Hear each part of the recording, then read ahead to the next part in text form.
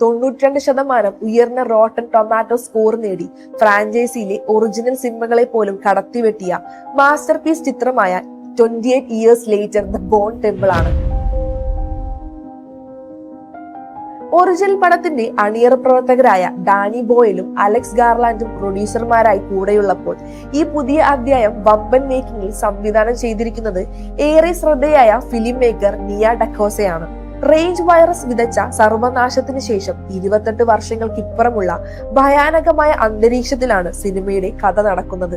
ഒരിടത്ത് മരണമടഞ്ഞ ആയിരക്കണക്കിന് മനുഷ്യരുടെ അസ്ഥികൾ കൊണ്ട് ഒരു ഭീകരമായ ബോൺ ടെമ്പിൾ പണിയുന്ന ഡോക്ടർ ഇയാൻ കേൽസൺ ആ ക്ഷേത്രത്തിന് ചുറ്റും വേട്ടയാടി നടക്കുന്ന സാംസൺ എന്ന ഇൻഫെക്റ്റഡ് ആയ രാക്ഷസ രൂപത്തിൽ നിന്ന് പഴയ മനുഷ്യത്വത്തിന്റെ ഓർമ്മകൾ വീണ്ടെടുക്കാൻ ഡോക്ടർ ശ്രമിക്കുന്നതാണ് കഥയുടെ പ്രധാന വശം. എന്നാൽ മറുഭാഗത്ത് സമാനതകളില്ലാത്ത ക്രൂരത നിറഞ്ഞ മറ്റൊരു ലോകമാണുള്ളത്. ജിമ്മി ക്രിസ്റ്റൽ എന്ന സൈക്കോപാത്തിന്റെ നേതൃത്വത്തിലുള്ള സത്താനിക് ക്ലാൻ സർവൈവർമാരെ തട്ടിക്കൊണ്ടുവന്ന് ക്രൂരമായ മരണക്കൾക്ക് ഇരയാക്കുന്നു.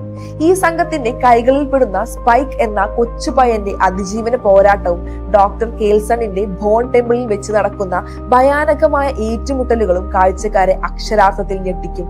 ഓസ്കാർ ജേതാവ് ഹിൽഡർ നെഞ്ചിൽ ഭയം വിതയ്ക്കുന്ന ബാക്ക്ഗ്രൗണ്ട് സ്കോറും ആദ്യ ഭാഗത്തിലെ നായകനായ ജിമ്മിന്റെ തകർപ്പൻ കാമിയോ എൻട്രിയും കൂടിയാകുമ്പോൾ പക്ക പോസ്റ്റ് അപ്പോകാലിപ്സ് സർവൈവൽ ആക്ഷനും ചോര മരവിപ്പിക്കുന്ന ബ്ലഡ് ഷെഡും ആഗ്രഹിക്കുന്ന ഹൊറർ ആരാധകർക്ക് ഇത് തിയേറ്ററിൽ ഒരു അപൂർവ അനുഭവം തന്നെയാണ് സമ്മാനിക്കുന്നത്.